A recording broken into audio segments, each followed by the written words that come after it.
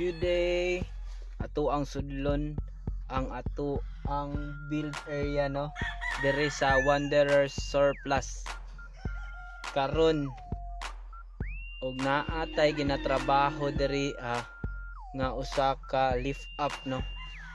Usa ka DA17V 4x2 no. So ato siyang gitaudan og steel bumper. Unya og kani mao ni siya ato ang itaod na roof rack carrier no.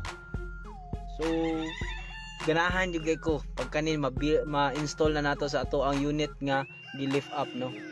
So naglibog pa ko kung sa 4x2 ba na ko nibutang o sa 4x4. Basta kay itaod i-install gyud nato ni no.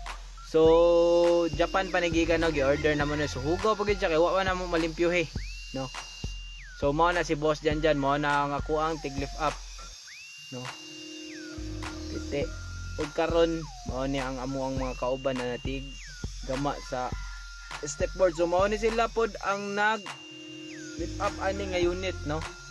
So di na ko sila kaila pero amigo na ko sila no. So sideboard na no ay side step board, then kaning steel bumper sa back, then ang tail light niya is digital na siya no. So mao na siya ang DA17V na 4x2 non-turbo kaling-kaling no. So mao na itong gilip up mga ka-wanderer no. So pasensya na kayo sa amo ang lugar, medyo nagkagubot me kay tungod kay dagan kay mig ipang buhat no. So kani excited na ko mahuman ni ang ato ang gilip up na unit no. So napapud na siya steel bumper sa front no. So mao na sa gilid mao tong D64 na to na kauman lang sa paint no. So imag sa to para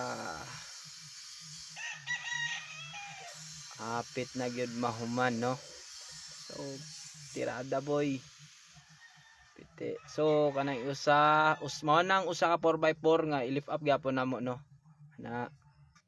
Ug karon mao ta sa conversion area no. Aras kuya yan na pod ning i-tacking do nga tong Y atop tong isa no.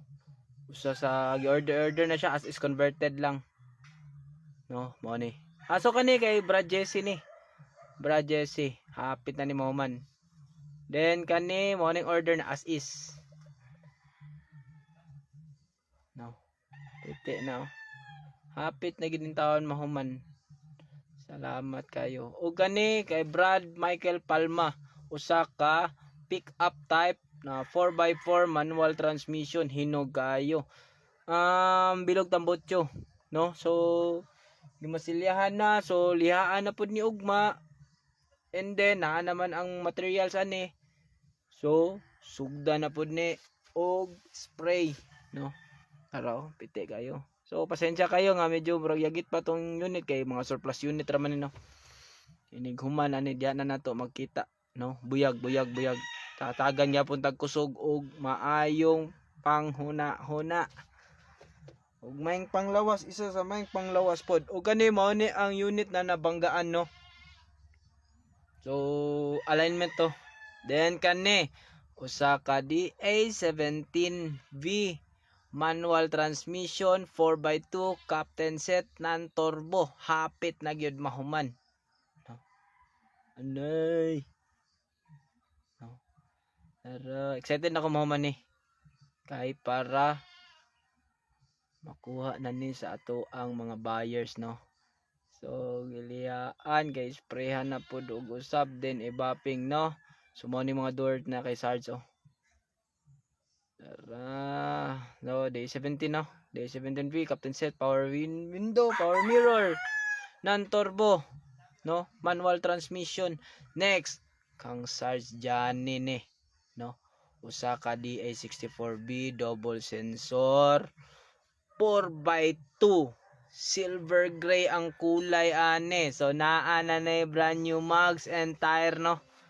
Gikuhaan na ni sa ako ang Sarge Johnny no. So doble na mo negosyo ani kay magpa sa tawag ani wifi vendor no. Unta kaloy-an no. So mao ni ang ato ang area sa Wanderer Surplus no. So na medyo napay bagnot gamay no, hamugaway gid siya buyag. No, so napo tay mga kalingawan gamay kanang habi na to. Dili ta sugarol pero naa tay manok. Diha ra ko malingaw sa kong mga manok. No. Kung gusto mo mulaag dire, pwede kayo ta mohikap aning mga manok ug pwede ta magdunduyan no. So kana naapay mga bunggo diha available pa na oh. No. So mao na atong area so boss dyan na po do.